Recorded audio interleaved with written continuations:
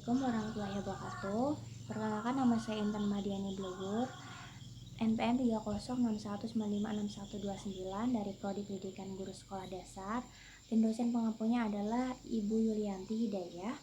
Di sini saya ingin mempresentasikan tentang manajemen strategi pengembangan kewirausahaan.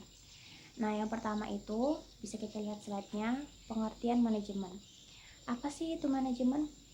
Manajemen berasal dari bahasa Prancis, yaitu manajemen, yang berarti seni untuk mengatur atau mengelola sesuatu.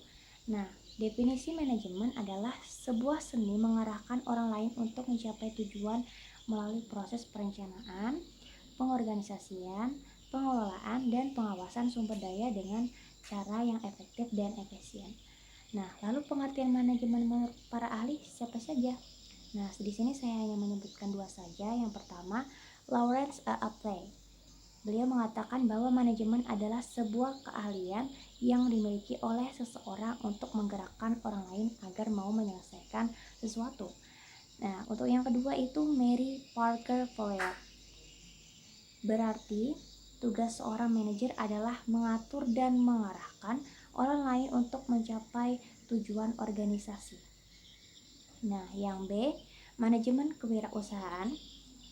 Strategi kewirausahaan meliputi beberapa keputusan strategis, yaitu di sini saya hanya menyebutkan 3, sebenarnya ada 9. Nah, yang pertama, perubahan produk, barang, dan jasa, kemampuan untuk memperoleh modal investasi, dan analisis sumber daya manusia. Kewirausahaan yang berfungsi sebagai manajer perusahaan harus memiliki kompetensi, yaitu yang pertama, berfokus pada pasar bukan pada teknologi.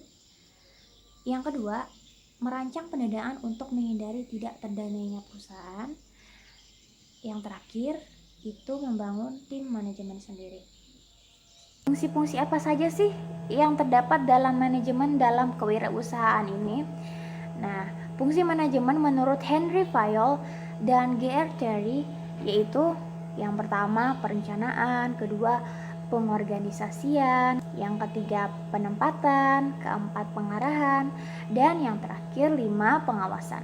Lalu strategi pengembangan kewirausahaannya yaitu untuk meningkatkan kemampuan kewirausahaan dilakukan melalui langkah-langkah. Yang pertama, membudayakan kewirausahaan. Yang kedua, memberdayakan sumber daya. Ketiga, memberdayakan koperasi simpan pinjam dan lembaga keuangan mikro.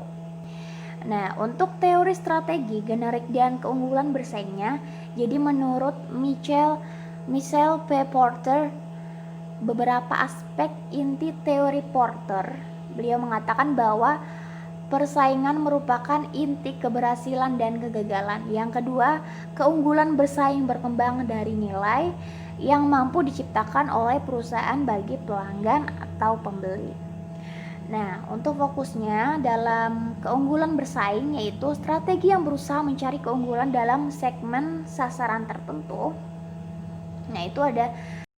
Nah, yang A, fokus biaya yaitu mencari peluang daerah atau market yang memiliki daya beli tinggi. Yang B itu fokus diferensiasi yaitu mencari peluang ke daerah atau market yang membutuhkan barang dan jasa yang unik dan kualitas tinggi meski harga relatifnya mahal. Nah, lanjut yang terakhir kita bisa lihat di PPT-nya. Yang F, strategi The New 7S The Avenue. Pokok-pokok dasar dari konsep strategi The New 7 The Avenue adalah yang pertama bisa kita lihat yaitu superior stakeholder satisfaction. Yang kedua, shoot saying, fokus pada sasaran. Yang ketiga, positioning for speed. Yang keempat, positioning for surprise. Yang kelima, shifting the role of the game. Yang keenam, signaling strategies intent. Yang ketujuh yaitu terakhir, simultaneous and sequential strategic trust. Nah, yang G, apa model proses kewirausahaan? Nah, dalam langkah-langkah model proses kewirausahaan disebutkan hanya ada 4, yaitu yang pertama 1. Innovation atau inovasi, yang kedua triggering event atau pemicu, yang ketiga implementasi pelaksanaan, dan yang terakhir growth, proses pertumbuhan. Nah, sekian dari presentasi saya. Apabila ada kesalahan mohon dimaafkan. Wassalamualaikum warahmatullahi wabarakatuh.